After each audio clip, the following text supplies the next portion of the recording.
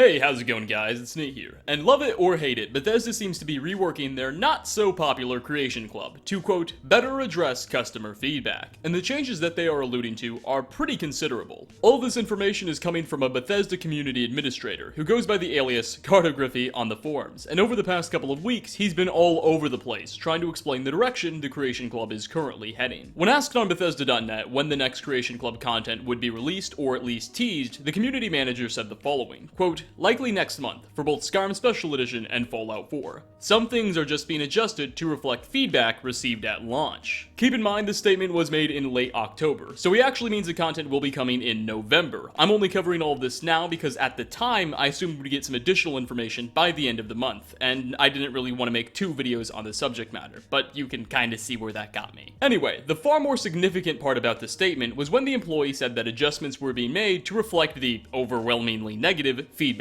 given. So what exactly does that entail? Does that mean the quality of the content will be improving, or will Bethesda try and address some of the more technical issues related to the whole system? Well, thankfully, according to other statements given by the same community administrator, the answer is C, all of the above. In one reply to someone asking if we could ever expect any DLC-sized expansions releasing through the Creation Club, Cartography responded, quote, there's a lot you can do with one or two people. Survival for Skyrim Special Edition was done by a single creator, albeit with the assistance of a lot of internal developers. He continued, one of our goals is larger and more collaborative projects, but these add considerable extra complexity, which is why they aren't being tackled at the beginning. Over the next few months, we expect to release some more, larger projects, although by their very nature, these take more time. Essentially, Bethesda is attesting to the potential that this system has, and their plans to capitalize on it. Why they haven't already, I don't know, with some much more ambitious projects in the coming months. Now, just because the Creation Club has the potential for creating larger content, does not mean we should expect anything Far Harbor or Dragonborn size. As the community admin later tempered his obviously very exciting statement, quote, to clarify, it's unlikely Creation Club will ever release something as big as Dragonborn or Far Harbor.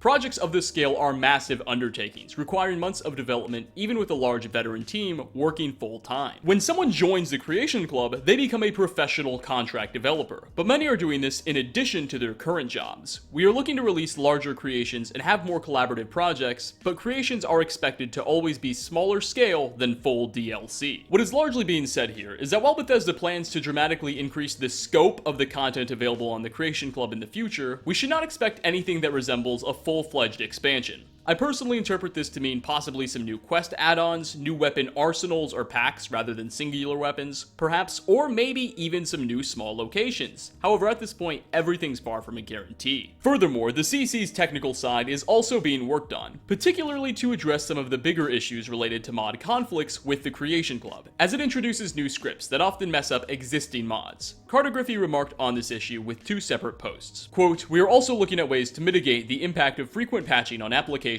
like Script Extender, and, quote, we are looking at ways to reduce the impact of frequent patching on the game, but some of the problems stem from the addition of new base game features and functionalities. These changes are generally available for everyone. One doesn't need to purchase Survival or own our Pip-Boy skins to benefit from the new script functions added to the former or the system added for the latter. For those of you who don't know, many Creation Club mods, especially the ones like the recent Skyrim Survival mode, introduce a variety of scripts that can, and often do, conflict with those used in mods. This results in bugs or sometimes even completely breaking the mod. Bethesda is apparently trying to avoid this, and allowing the new scripts used by Creation Club add-ons to be available to people who didn't inherently purchase them. This ensures that modders will usually be able to patch their content appropriately for everybody, and in certain scenarios, modders will even be able to create mods using some Creation Club made assets. However, this is still a problem for many, as modders will now need to start taking the time out of their day to update whatever mods that they have conflicts with, and if the mod author has abandoned or discontinued updating their mods, this means a lot of mods risk complete death. And I said mods quite a few times in the last few sentences. And finally, Cartography highlighted Bethesda's current objectives for growing the number of people working within the Creation Club as contractors. Replying to one comment, he stated, quote, it is certainly not impossible to get in the Creation Club, and we expect to continue expanding it, but it is a small group and one we are going to grow slowly, to ensure members get the access they need to internal resources and developers. We don't want to end up with so many creators that everything ends up backlogged. So while membership will expand, Bethesda is currently weary about letting that happen too quickly, as it could dilute what they seem to consider a pretty strong relationship with their contractors, and really want to maintain that. This about wraps up all of the new information that I have to share about Bethesda's current CC vision. Obviously, all of this sounds like positive developments, but do keep in mind this is coming from Bethesda themselves, so there is a motivation to try and keep the information and narrative cycle favorable. It's very possible that these promises of larger scale content could simply amount to more reskins and $4 swords. Though I will say that in light of some of the recent sales on the platform, there have been quite a few, and other instances of Bethesda bending a little bit to public pressure, I am inclined to believe that Bethesda is at least listening to feedback, though that doesn't exactly mean they're always acting on it. Right now, their current objective seems relatively clear. They're trying to keep the Creation Club alive and very profitable, while also trying to alleviate some of that public discontent, which they seemed pretty unprepared for. You'd think if they planned on releasing larger scale content, they would have done it at the CC's launch and open up with a bang, not wait 3 months. Alas, only time will tell if they'll be successfully able to achieve such a turnaround. But how do you feel about the Creation Club, and what would you like to see out of these larger scale add-ons that Bethesda's alluding to? Do you even believe that they're coming? Personally, my biggest issue with the Creation Club has been and remains a pretty big disparity between actual value of the content and the price that they're charging for it. So even if Bethesda's able to release a pretty good and large-sized add-on with the Creation Club, unless they're able to properly achieve that balance between price and content quality, I don't think it'll end up too well for them. If they were able to release a pack of, I don't know, maybe 10 different weapons, that would be great and all, but at their current rates, that would end up costing somewhere to the tune of $30 to $40, so you can see the problem. Regardless, I do think everybody hopes that they achieve that balance at some point in time. Thanks for stopping by, everybody. If you enjoyed the video, like ratings are always very much appreciated, and I hope to catch you all in my next one.